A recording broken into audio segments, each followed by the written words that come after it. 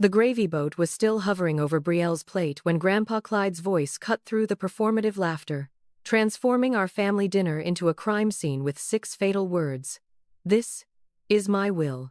If you looked at the Bennett family home in Cary, North Carolina, from the street, you would think it was the setting for a Hallmark movie about people who drink hot cocoa and never raise their voices. It was a sprawling, pristine colonial with manicured hedges that looked like they were cut with nail scissors and a wreath on the door that probably cost more than my monthly rent in Boston. But as I parked my rental car in the driveway, tucked shamefully behind my sister Brielle's brand-new white Range Rover, I felt that familiar, heavy stone settle in the pit of my stomach. It was a visceral reaction, a physical rejection of the environment I was about to enter. I turned off the ignition and sat there for a moment, gripping the steering wheel until my knuckles turned white. I checked my reflection in the rearview mirror. I looked tired. Grad school did that to you. Especially when you were chasing a fellowship that only 3 people in the country were offered. I had news, big news. I had secured a research fellowship in Boston that was going to define the next decade of my career. It was the kind of validation I had starved for my entire life, but as I stared at the front door, I knew better than to hope for a celebration. I took a deep breath, grabbed my bag, and walked to the door. I didn't even have to knock. My mother, Patricia, swung it open before I reached the welcome mat. She didn't hug me. She didn't smile. She just scanned me from head to toe, her eyes lingering critically on my wool coat. "You're late, Marcy," she said, her voice tight. "Brielle has been setting up the table for an hour. We need everything perfect for the content." "Hi, Mom. Nice to see you too," I said, stepping inside. The house smelled of sage, expensive vanilla candles, and roasting turkey. It was suffocating. Mom grabbed my arm, her manicured nails digging into my sweater. She pulled me close, lowering her voice to a hiss. "Listen to me. Do not bring up school today. Do not talk about your little papers or your professors. This day is about family. And Brielle has had a very stressful, successful year. Online. We are celebrating her brand growth. Do not make this about your achievements." There it was, the pre-game speech. I swallowed the lump of anger rising in my throat. "My little papers just got me a fellowship, Mom." "Marcy, please," she sighed, rolling her eyes as if I had just told her I collected dust bunnies for a living. "Just be grateful to help. Go see your father in the kitchen." I walked into the open-concept living room. Brielle was there, standing in front of the fireplace, a ring light positioned perfectly to capture her candid laugh. She was wearing a beige cashmere set that looked incredibly comfortable and ridiculously expensive. She looked up, her phone still in her hand. "Oh, hey, Marcy," she said, her voice dripping with that fake sweetness she reserved for her followers. She looked me up and down. "Boston really makes people try hard with the layers, huh? You look intellectual." "Hi, Brielle," I said, refusing to take the bait. "Happy Thanksgiving." "Could you move your bag?"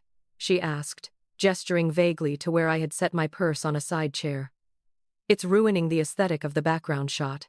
I moved my bag. I always moved my bag. In the kitchen, my dad, Robert, was carving the turkey.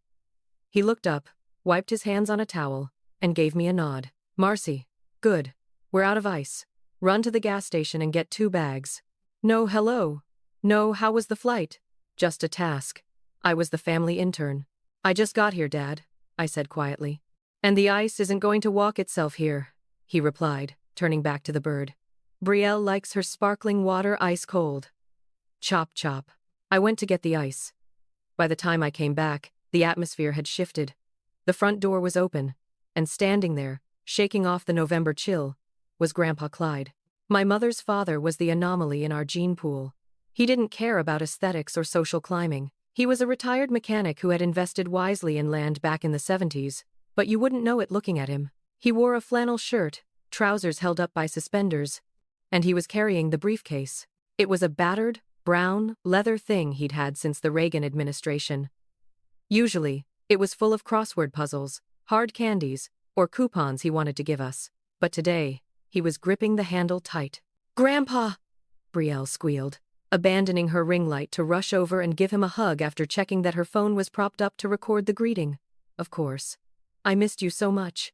Grandpa Clyde patted her back stiffly, his eyes scanning the room until they landed on me. He pulled away from Brielle and walked straight to me. He didn't say anything at first, He just pulled me into a bear hug that smelled of peppermint and Old Spice. "You look thin, Marcy," he grumbled into my ear. "They feeding you up north?" "I'm okay, Grandpa," I whispered, fighting back tears. He was the only safe harbor in this house. "We'll see," he muttered. He walked to the dining table and placed the briefcase right next to his placemat. "Dad," my mother said, forcing a laugh. "Why don't we put that dirty old bag in the closet? It's scratching the table." "It stays with me," Clyde said. His voice wasn't loud, but it had a weight to it that made my mother shut her mouth instantly. We sat down. The hierarchy was as clear as the crystal glasses. Dad sat at the head. Mom sat opposite him. Brielle sat to Dad's right, the seat of honor. I was placed next to the kitchen door, where I could easily get up to refill drinks, which I did, 3 times, before the prayer was even finished. When the food was unveiled, the golden turkey steaming in the center, my mother clapped her hands. "Oh, it looks divine. Robert, serve Brielle first. She's been working so hard on her wellness series. She needs the protein." Dad smiled, a proud PR manager looking at his star client. He sliced the biggest, juiciest piece of white meat. "For our star," he said, sliding the plate toward Brielle. Brielle beamed, looking at the camera she had set up on a tripod in the corner. "Thanks, Daddy. I'm so grateful for this support system." She didn't look at me. Neither of them did. I was staring at my empty plate, waiting for the scraps, realizing that no matter how far I ran, no matter what I achieved, I would always be the invisible daughter in this house. I reached for the bowl of mashed potatoes, trying to serve myself since no one else would, when a loud thud echoed through the room. Grandpa Clyde had slammed his hand down on top of the leather briefcase. The table went silent. Forks hovered halfway to mouths. Brielle's smile faltered. "Before anyone takes another bite," Grandpa said, his voice trembling with a suppressed rage I had never heard before. "There is something I need to read." "Dad, can't it wait until dessert?" Mom asked nervously, eyeing the briefcase. "The turkey will get cold." "The turkey can rot for all I care," Grandpa snapped. He clicked the latches of the briefcase. Snap, snap. The sound was like 2 gunshots in the quiet room. He opened the lid and pulled out a thick, cream-colored folder. He put on his reading glasses, taking his time, letting the silence stretch until it was unbearable. "You all think I'm just an old man who does crosswords and forgets where he put his keys," Clyde said, looking specifically at my father. "But I see everything. I've been watching this family for 20 years, and I'm done watching." He opened the folder. "This," he said, "is my last will and testament." My mother let out a relieved breath, actually smiling. "Oh, Dad. You're so dramatic. We know you're leaving the Asheville Lake House to Brielle.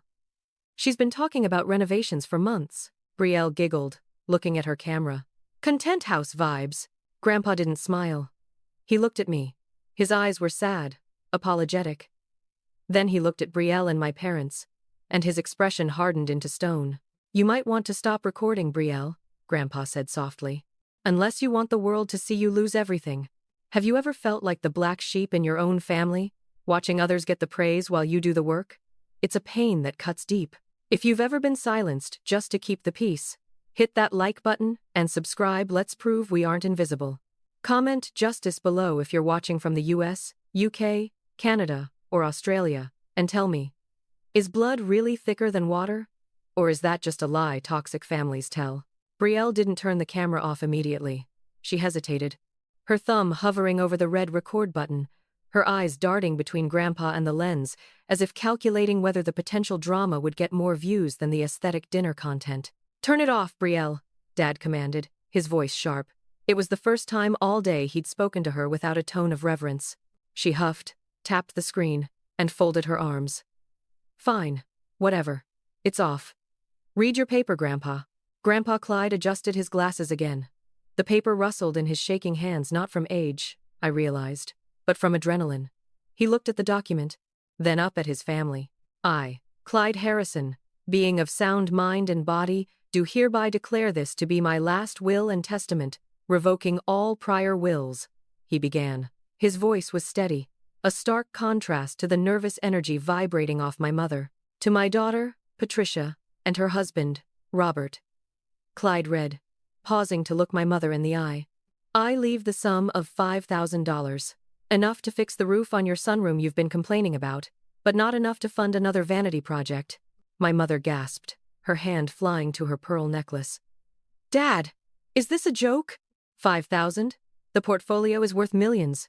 Let him finish, Patricia, Dad said, though his face had drained of color. He was gripping his carving knife, like a weapon. To my granddaughter Brielle, Clyde continued. Brielle perked up, smugness returning to her face.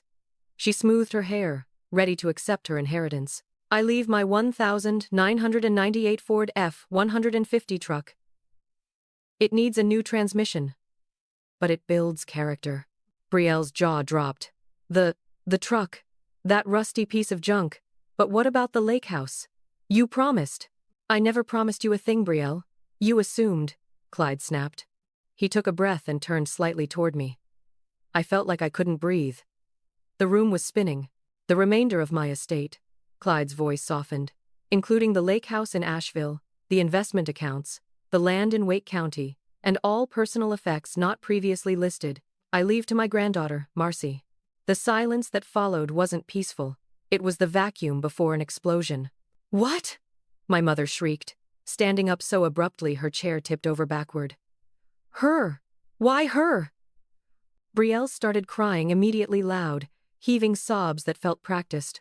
This isn't fair. I'm the oldest. I'm the one who posts about you. I'm the one who visits. You visit when you need rent money, Brielle. Grandpa slammed the folder shut. You visit when you want to take photos of my garden and pretend you helped plant it. You don't know me. None of you do. Dad, you're clearly confused, my father said, his voice dropping into a patronizing, dangerous register. He stood up and walked around the table toward Grandpa. We can contest this. Undue influence. You're not thinking straight. I have never been clearer, Grandpa said, standing his ground as my father loomed over him. I'm leaving it to Marcy because in 10 years, she is the only person at this table who has never asked me for a single dime. Not for tuition, not for a car, not for branding. She worked. She struggled. And she built a life without my help. That is why she deserves it. I sat frozen, tears prickling my eyes. I wanted to reach out to him, to thank him. But the hatred radiating from across the table pinned me to my seat. This is ridiculous, Mom spat, glaring at me with pure venom. Marcy, tell him. Tell him you don't want it. You can't even manage your own life in Boston. How are you going to manage an estate? I started, my voice failing me. She keeps it, Grandpa said firmly. But that's not all. He reached back into the briefcase. My father froze. What else is in there, Clyde? The why, Grandpa said, pulling out a second document. This one wasn't typed by a lawyer. It was handwritten on yellow legal pad paper. The will handles the money.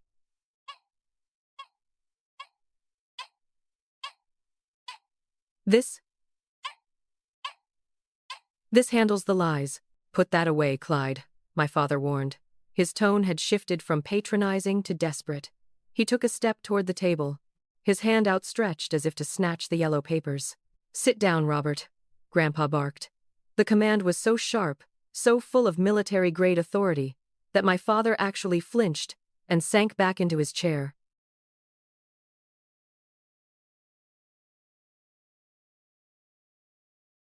Grandpa adjusted the papers, his hands steady now. August 14th, 2016, he read aloud. I walked into the home office to find Robert on the phone with a lender. He was reading out a social security number. I recognized it because I'm the one who set up the savings bonds for the girls when they were born. It was Marcy's number. I felt the blood drain from my face. That was the summer I turned 16. He was applying for a $20,000 personal loan, Grandpa continued, his eyes drilling into my father. Using a minor child's identity because his own credit was shot from buying Patricia that Jaguar? You tried to saddle this girl with debt before she could even drive. That is a lie, Mom shouted, her face patchy and red. We were inquiring about a college fund. You misunderstood. I saw the rejection letter in the trash a week later. Patricia, Grandpa shot back. Denied due to age. You tried to steal her credit. And when that didn't work, you sabotaged her financial aid. He turned the page, the paper crinkling loudly in the silent room. When Marcy applied to Boston, You two told her you made too much to qualify for aid, yet you refused to contribute a cent. You told her she had to take out private loans. But I saw your tax returns that year, Robert. You claimed losses. She would have qualified for grants. You hid the truth so she would be forced to work 2 jobs and struggle, just so you didn't have to admit you were cash poor to the financial aid office. I felt sick. Physically. Violently sick. I remembered that year. I remembered crying at the kitchen table, begging them to co-sign a loan. While they lectured me about responsibility and pulling myself up by my bootstraps, I had spent years thinking I was a burden, that I was asking for too much. But they had just been protecting their ego. I wrote it all down, Grandpa said, waving the yellow sheets. Every time you lied. Every time you manipulated her. It's all here. And it's going to the executor of my estate. Brielle looked at Mom, her mouth agape. The influencer mask had slipped completely. Is that true? Did you guys actually do that? It's complicated, Brielle, Dad yelled, slamming his hand on the table.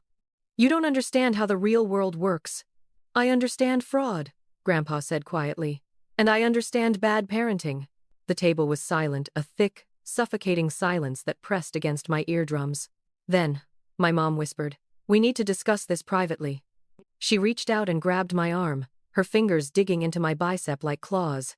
It was a familiar grip, one she used whenever I stepped out of line in public. She looked at me with that steely gaze, expecting me to fold, to obey, to smooth things over like I always did. I looked at her hand on my arm. Then I looked at her face. I pulled away. Hard. Discuss what? I asked, my voice ringing out clearer than it ever had in this house. The will? Or the lies? 1. Mom froze. Her mouth opened, but for the first time in my life, she didn't have a rehearsed line ready. She looked at me, and then at the camera Brielle had left on the tripod, and she realized she had lost control of the narrative. The silence that followed my question was the kind that usually precedes a natural disaster. My mother stared at me, her mouth working silently as she tried to process the fact that her intern had just resigned. You ungrateful little, Dad started, stepping forward, his face purple with rage. Robert. Grandpa Clyde didn't shout, but his voice cracked through the air like a whip. He stood up, placing a hand on my shoulder. It was heavy and warm. A physical anchor in the storm. You will not speak to her like that. Not anymore. If you want to yell, go yell at your mirror. That's the only person responsible for this mess. Brielle was the first to break. She grabbed her phone from the tripod, shoving it into her designer bag. I can't believe this, she sobbed, though the tears had stopped, replaced by a cold, calculating anger. I literally can't deal with this toxic energy right now. I have a brand deal launching at midnight. I'm going to Jason's. Brielle, wait! Mom cried out, desperate to cling to the one child who validated her existence. No, Mom. You're messy, Brielle shouted. She grabbed her keys and stormed out the front door. We heard the Range Rover roar to life a moment later, tires screeching as she peeled out of the driveway. Dad glared at Grandpa, then at me. He looked smaller than I remembered. The authority he wore like a suit of armor had been stripped away by a few sheets of yellow paper. We'll settle this legally, he spat. You're not stealing my father's inheritance, Marcy. You don't have the spine for a fight. I don't need a spine, I said, my voice shaking but my chin held high. I have the truth. And apparently, I have a lawyer. I looked at Grandpa. Dad sneered, grabbed the carving knife off the table, purely a gesture of impotent aggression, and threw it into the sink with a clatter. Come on, Patricia. I can't look at them. Mom gave me one last look, a look of pure betrayal, as if I were the one who had taken out loans in her name. I hope you're happy, Marcy. You've ruined Thanksgiving. They turned and marched out of the dining room, retreating upstairs to the master bedroom. The door slammed hard enough to shake the chandelier above the table. Then, it was quiet. The only sound was the hum of the refrigerator and the ticking of the grandfather clock in the hall. The dining room was a wreckage of fine china, half-eaten cranberry sauce, and the cooling carcass of a turkey that no one had truly enjoyed. I let out a breath I felt like I'd been holding since I was 16 years old. My knees gave out, and I sank back into my chair, burying my face in my hands. I'm sorry, I whispered into my palms. I'm so sorry, Grandpa. For what? Grandpa asked. He sat down next to me, ignoring the mess. He reached over and poured himself a glass of the expensive wine my father had opened for Brielle. For finding out your parents are flawed people? Or for finally standing up for yourself? I looked up at him, wiping my eyes. For ruining your dinner. You drove all this way. I didn't come for the turkey, Marcy, he said softly. He took a sip of the wine and grimaced. Too dry. I prefer sweet tea. He leaned in closer, his eyes crinkling at the corners. I came because I saw you shrinking. Every year, you got smaller, quieter. You were disappearing, Marcy. And I knew if I didn't blow the whole thing up, there wouldn't be anything left of you. He reached out and tucked a strand of hair behind my ear. You don't have to play the role they gave you anymore, he said. The intern, the background character, the scapegoat. You're the lead now. Act like it. I nodded, a fresh wave of tears spilling over, but these felt different. They were tears of relief. Now, Grandpa said, clapping his hands together and standing up. Let's clean this up. I'm not leaving a mess for you to deal with later. We worked in silence, a rhythm forming between us that felt more like family than anything that had happened around the dining table. I washed the crystal wine glasses, carefully scrubbing away the lipstick stains Brielle had left on the rim. Grandpa dried, his rough, calloused hands handling the delicate stems with surprising grace. We scraped plates full of premium roast turkey and artisan stuffing into the garbage disposal. It felt blasphemous to waste so much food, but neither of us had an appetite, and leaving leftovers felt like preserving the memory of a disaster. We were purging the house of the evening. You have good hands, Grandpa said suddenly, watching me scrub a roasting pan. Steady, determined. Your grandmother had hands like that. Mom says I have peasant hands, I muttered. A reflex of self-deprecation I hadn't even realized I'd internalized. Too wide, knuckles too big. Grandpa snorted. Your mother wouldn't know the value of a working hand if it built her a house. These are hands that do things, Marcy. Never apologize for capability. He set the last dried plate on the counter and sighed. The adrenaline that had sustained him through the confrontation was fading, leaving him looking older. The lines in his face deeper under the harsh kitchen lights. He walked back to the dining table, where the leather briefcase still sat, open and waiting like a Pandora's box that hadn't quite finished emptying itself. I dried my hands on a towel and followed him. Do we need to pack it up? Almost, he said. He reached into the back pocket of the briefcase, a hidden compartment behind the file folders. He pulled out a single, sealed white envelope. It wasn't yellow legal paper like the list of lies. It wasn't a formal legal document like the will. It was personal. My name, Marcy, was written on the front in Grandpa's shaky cursive. I told them the truth tonight, Grandpa said, his voice dropping to a near whisper. I exposed the greed. I exposed the fraud. But I didn't expose everything. My heart hammered against my ribs. What do you mean? He held the envelope out to me. His hand trembled slightly. There are some things that don't belong in a public shouting match. Some things are too heavy for an audience. I stared at the white rectangle. It looked innocuous, but after the grenades he had lobbed earlier, I knew better. What is it? The rest of the story, he said. The part your parents have been terrified you'd find out since you were born. It's the reason they treat you the way they do. It's the reason they push you down. I reached out and took it. The paper felt heavy, dense with folded pages inside. Why didn't you read this one out loud? I asked. Because this one isn't about punishment, Marcy. It's about identity. And that belongs to you alone. He looked at me with an intensity that made me shiver. When you're ready, and only when you're ready, open it. It will explain everything they tried to hide. But be warned, sweetheart. Once you know, you can't unknow it. I looked at the sealed flap. I could tear it open right now. I could stand here in the ruins of Thanksgiving and burn the last bridge. But I was tired. My emotional bandwidth was frayed to the point of snapping. I'm not ready, I admitted, my voice small. That's all right, Grandpa said, closing the briefcase with a final click. It'll keep. Now grab your coat. I'm not letting you stay in this house tonight. I got a room at the Holiday Inn down the road. 2 beds. And they have a vending machine. I managed a weak smile. A vending machine sounds like a gourmet meal right now. I slipped the letter into my purse. Right next to my fellowship acceptance letter, 2 documents that defined who I was and who I might become. As we walked out the front door into the crisp North Carolina night, leaving my parents brooding upstairs in the dark, I felt the weight of the letter in my bag thumping against my hip, a ticking clock I carried with me. The fluorescent buzzing of the Holiday Inn sign outside our window was the only nightlight we had. casting a periodic red glow across the room. It was a far cry from the imported Egyptian cotton sheets and blackout curtains of my parents' guest room. But as I sat on the stiff polyester bedspread eating a bag of Cheez-Its for Thanksgiving dinner, I realized I had never felt more at peace. Grandpa Clyde sat on the opposite double bed, nursing a lukewarm can of ginger ale. He had taken off his suspenders and looked smaller in his undershirt, stripped of the armor of the day. "Better than the turkey," he declared, holding up a pack of peanut butter crackers. "Less gristle, and significantly less shouting." I managed a dry laugh.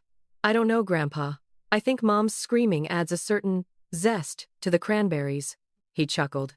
But the sound turned into a weary cough. He looked tired. The confrontation had taken a toll. He wasn't a young man, and carrying the weight of family secrets for 2 decades must have been exhausting. "You okay?" I asked, leaning forward. "I'm fine," he waved me off. "Just old bones and adrenaline crash. But you should check that glowing brick in your hand. It's been vibrating enough to shake the table." I looked down at my phone. I had been ignoring it since we got in the car. I pressed the side button. 47 missed calls, 18 new voicemails, 32 text messages. The notifications were a scrolling wall of panic and manipulation. "Mom, 10 minutes ago. Marcy, pick up. This is a misunderstanding. Your father is hyperventilating. Mom, 15 minutes ago. We are family. You don't air dirty laundry to an old man with dementia. Dad, 20 minutes ago. If you leave with him, don't bother coming back for Christmas. Brielle, 30 minutes ago. You ruined my launch. Literally, ruined it. Jason broke up with me because I was crying in his car. I hate you." "They're spiraling," I said, reading a text where my mother threatened to call the police and report Grandpa for kidnapping me. I turned the screen to show him. "Mom says you have dementia," Grandpa snorted. "That's her favorite diagnosis for anyone who disagrees with her. Don't worry. My lawyer has a clean bill of health on file from last week. I prepared for this war, Marcy." I scrolled past the threats until I found a message from a number I didn't have saved. It was just a link to a Zillow listing. "Grandpa, 1 hour ago." It was the listing for the Asheville Lake House. I clicked it. It was beautiful. A rustic A-frame with a wraparound porch overlooking the water. It wasn't a content house like Brielle wanted. It was a home. "You really left it to me?" I asked, looking up at him. "It needs work," he said, shifting his pillows. "Roof leaks in the master. Doc has a loose board, but it's quiet, and the neighbors don't care about Instagram." "I don't know how to thank you." "You thank me by living a good life," he said, pulling the covers up. "And by not letting them guilt you out of what's yours. They're going to come at you hard tomorrow, Marcy. They'll try to bargain. They'll try to gaslight. You need to be ready." I looked at my purse sitting on the nightstand. The white envelope was inside. The rest of the story. The ammunition I was too afraid to use. "I will be," I said. I held down the power button on my phone. Slide to power off. The screen went black. The silence that followed was absolute. For the first time in 24 years, I wasn't on call. I wasn't the intern. I wasn't the background character. "Good night, Grandpa," I whispered. "Good night, kiddo," he murmured, already drifting off. "Sleep fast. Tomorrow we start the paperwork." I lay back, staring at the red neon glow on the ceiling. I wasn't going to open the letter tonight. Tonight, I just wanted to savor the victory of being chosen. The smell of burnt waffle batter and weak coffee filled the lobby of the Holiday Inn. It wasn't a gourmet brunch, but watching Grandpa Clyde earnestly try to operate the flip mechanism of the waffle iron was the highlight of my morning. "It says wait for the beep, Marcy," he grumbled, pouring a cup of batter onto the sizzling grid. "But I don't trust machines that beep at me." I laughed, peeling a banana. "It's just a timer, Grandpa. Relax." We ate at a high-top table near the window, watching the morning traffic on the highway. My phone was still off. I had decided to keep it that way until we met with Grandpa's lawyer at 10 o'clock. I didn't want their voices in my head before the ink was dry. "So," Grandpa said, drowning his waffle in syrup. "Mr. Henderson, my attorney, he's a good man. Sharp. He's got the transfer deeds ready for the lake house. Once you sign, it's yours. No probate, no waiting." "You really thought of everything," I said, shaking my head. "I had to. Your mother is tenacious when she smells money." As if summoned by his words, a blue and white cruiser rolled into the hotel parking lot, its lights flashing silently in the morning gray. It pulled up right to the front entrance. My stomach dropped. Grandpa, that's a police car. He didn't even look up from his waffle. Eat your breakfast, Marcy. 2 officers stepped out. A moment later, they walked into the lobby, scanning the room. Their eyes landed on us, an old man in suspenders, and a young woman in a wool coat. They walked over. Mr. Clyde Harrison? The taller officer asked, his hand resting casually on his belt. That's me, Grandpa said, wiping his mouth with a napkin. Can I help you? Officers? We received a call requesting a welfare check, the officer said, glancing between us. Reports stated that an elderly gentleman suffering from dementia had been taken from his home by an estranged family member. The caller was concerned about coercion. I felt the blood rush to my face. Estranged family member. My mother. She had actually called the cops on her own father and daughter. I see, Grandpa said calmly.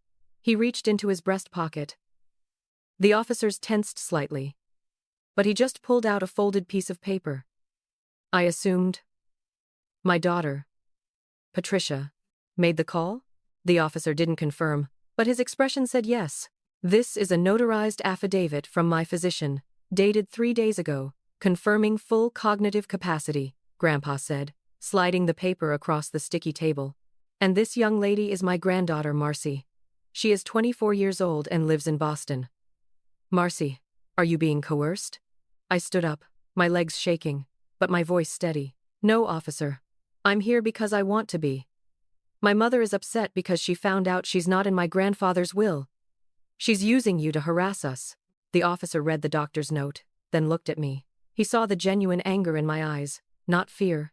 I apologize for the disturbance, Mr. Harrison, the officer said, handing the paper back. He looked annoyed not at us, but at the dispatch. It seems we were given exaggerated information. That tends to happen with my daughter, Grandpa said dryly. Have a good day. Officers. As they walked away, I sat back down, my heart pounding against my ribs. She tried to have you committed, I whispered, realizing the depth of her desperation. She tried to have me arrested for kidnapping. She's out of moves, Marcy, Grandpa said, taking a final bite of his waffle. That was the Hail Mary. And she fumbled it. He checked his watch. Now, wipe that syrup off your face. We have an appointment to make her worst nightmare legally binding. Mr. Henderson's office smelled of mahogany and pipe tobacco, a sensory fortress against the superficial world I had left behind in Kerry. He was a man who looked like he had been born wearing a 3-piece suit, and he treated the signing of the papers with the gravity of a peace treaty. Sign here. And initial here, he instructed, sliding a heavy fountain pen across the desk. My hand didn't shake this time. I signed my name, Marcy Bennett, on the deed to the Asheville Lake House. Then on the transfer of the investment portfolio. Then on the document revoking my parents' power of attorney over any medical or financial decisions should I become incapacitated. With every stroke of ink, I felt a chain snapping. It is done, Mr. Henderson said, stamping the final document with a satisfying thump. The deed will be recorded on Monday. The funds are already in a trust under your control. Legally speaking, Miss Bennett, you are now a very independent woman. Grandpa Clyde leaned back in his leather chair, a look of profound satisfaction on his face. Thank you, Arthur. You're a lifesaver. I'm just a lawyer. Clyde, Henderson smiled. You're the one who saved her. We walked out into the bright noon sun. The air felt cleaner, lighter. So, Grandpa said, putting on his flat cap. You own a lake house. What's the first executive decision, boss? I said, pulling my phone out of my pocket. I need to make a phone call. I turned the device on. It buzzed instantly, waking up from its slumber. I ignored the barrage of missed notifications from last night and watched the new ones roll in. One text stood out. It was from my father. Dad, 10:45 a.m. The police called us back. We know you're with the lawyer. Marcy, please. We can work this out. Don't cut us out. We're your family. The word please stared at me. I couldn't remember the last time my father had said please to me without following it with a demand for labor. He sounded small. He sounded scared. I didn't reply. Instead, I blocked the number. Then I blocked my mother. Then Brielle. Block party? Grandpa asked, watching me tap the screen. Total blackout, I said, sliding the phone back into my pocket. I'm done negotiating. Good. Grandpa nodded. He looked at my purse. his expression growing serious again. Then you have one last thing to do, the final cord to cut. I touched the side of my bag where the white envelope lay. I had almost forgotten about it in the rush of legalities. The why. The secret that was too heavy for the dinner table. You don't have to do it here, Grandpa said gently. But you can't carry it forever. Secrets rot if you keep them in the dark too long. I looked at a park bench across the street. It was facing a small pond, away from the noise of the traffic. I'm ready, I said, surprised by my own conviction. I want to know. Go ahead, Grandpa said, sitting on a low brick wall outside the office building. I'll wait here. This is a conversation between you and the past. I walked over to the bench and sat down. The wind bit at my cheeks, but my hands were sweating. I pulled out the white envelope.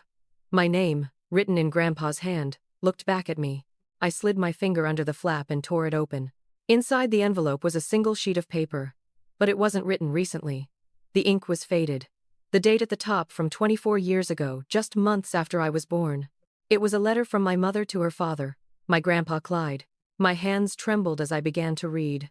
Dad, Robert has agreed to stay. He says he can handle raising her. But he has conditions. He says he won't have his name dragged through the mud by my mistake. We will raise Marcy as his own, and no one in Raleigh will know about the affair. But he made it clear. If we have children of our own later, they come first. He won't pretend to love another man's child the same way he loves his own blood. I accepted. I had to. I can't be a single mother in this town. Please, don't judge me. I'm doing this to give her a father, even if he's not the one she deserves. I read it twice, then a third time. The world around me didn't shatter. The sky didn't fall. Instead, the pieces of my life that had never quite fit suddenly clicked into place with a deafening snap. Robert wasn't my father. The coldness, the indifference, the way he looked at Brielle with pride, and at me with annoyance. It wasn't because I wasn't pretty enough, or smart enough, or successful enough. It wasn't because I hadn't earned his love. It was because he had legally contracted himself out of loving me before I could even speak. I was a condition of his marriage. I was the mistake he tolerated to keep his social standing, and his wife. And Brielle? Brielle was the victory. She was his blood, his validation, the proof that he was the patriarch he pretended to be. The hierarchy wasn't accidental. It was the deal. I looked up from the paper. The pond water rippled in the wind, distorting the reflection of the trees. For years, I had twisted myself into knots trying to figure out what was wrong with me. Why doesn't Dad look at me like that? Why does Mom always side with him? Mom sided with him because she was guilty. She had sacrificed my emotional well-being to save her reputation. She allowed Robert to treat me like a second-class citizen in my own home because she felt she owed him for staying. I wasn't the family intern. I was the family secret. Tears pricked my eyes, but they weren't tears of sadness. They were tears of absolute, overwhelming liberation. The weight of 24 years of rejection lifted off my shoulders. It wasn't my fault. I looked across the street. Grandpa Clyde was watching me. He didn't come over. He gave me space, just as he promised. I folded the letter. I didn't need to keep it. I knew the truth now. I stood up and walked back to him. He studied my face, searching for signs of a breakdown. You okay? He asked gently. He's not my father, I said. The words tasted strange, but true. Grandpa nodded solemnly. Biologically, no. And emotionally. He never tried to be. I wanted to tell you for years, Marcy. But I didn't want you growing up thinking you were unwanted. I hoped he would soften. When I realized he never would, I knew you had to know why. I'm glad I know, I said, my voice strong. Because now I know I didn't lose a father. I never had one to begin with. I took a deep breath of the cool air. I'm ready to go now. Go where? Grandpa asked. To Asheville, I smiled. I have a house to inspect. And I have a fellowship to prepare for. That's my girl, Grandpa beamed, standing up and linking his arm with mine. 6 months later, the Asheville air smelled like pine needles and damp earth, a sharp, clean scent that cleared my head better than any city smog ever could. I sat on the newly reinforced wraparound porch, my laptop open to the final draft of my fellowship proposal. Looking out at the water, the lake was glass still, reflecting the Blue Ridge Mountains in a perfect, inverted painting. It wasn't the content house Brielle had envisioned. There were no neon signs on the walls, no ring lights in the corners. It was filled with second-hand books, comfortable furniture that didn't match, and the smell of Grandpa Clyde's cooking. It was imperfect. It was home. The screen door creaked open, and Grandpa stepped out, carrying a tray with 2 glasses of sweet tea. He looked younger than he had at Thanksgiving. The mountain air suited him, and being away from my mother's constant criticism had taken 10 years off his face. "Mail's in," he said, setting the tray down on the wicker table. He slid a thick envelope toward me. The return address was the University of Boston. I tore it open, scanning the first paragraph. The words jumped out at me. Approved. Full funding. "I got the extension," I beamed, looking up at him. "And the grant for the summer research." "Never had a doubt," Grandpa smiled, clinking his glass against mine. "You've got the Harrison stubbornness. It serves us well." "Speaking of Harrisons," I said, sipping the tea. "Any news from the Cary front?" Grandpa's smile turned into a grimace of satisfaction. "Mr. Henderson called this morning. Apparently, the for sale sign went up in your parents' yard yesterday." I raised an eyebrow. "Downsizing?" "Liquidation," Grandpa corrected. "Seems Robert's credit finally caught up with him. Without my backing and without access to your credit score, the house of cards collapsed. They're moving into a condo in Apex. 2 bedrooms. And Brielle? She's been quiet online," Grandpa said, pulling a folded newspaper clipping from his pocket. "But Mrs. Gable down the street told me she saw her working the front desk at a gym. Said she looked humbled." I looked out at the lake. "A year ago. That news would have made me feel guilty. I would have felt the urge to fix it. To offer help. To play the role of the dutiful, sacrificial background character. But the wind blew across the water, and I felt nothing but a distant, detached pity. They had built their lives on appearances and lies. Gravity had simply done its job. "I still haven't opened the letter about my biological father," I admitted, looking at the closed drawer of my desk through the window. "You don't have to," Grandpa said softly. "Blood makes you related, Marcy. It doesn't make you family. You choose your family." He reached over and squeezed my hand, the same hand that had scrubbed dishes while my sister posed for photos, the same hand that had signed the deed to my freedom. "You were right, you know," I said, watching a hawk circle the tree line. "At Thanksgiving." "About what?" "You said I didn't have to play the role they gave me anymore." I closed my laptop, the fellowship acceptance letter resting on top of it. "I'm not the intern, and I'm certainly not the background character." Grandpa leaned back, closing his eyes against the warm sun. "No, you're not, kiddo. You're the one writing the story." I took a deep breath, filling my lungs with the sweet, mountain air. For the first time in my life, I wasn't hungry for approval. I was full.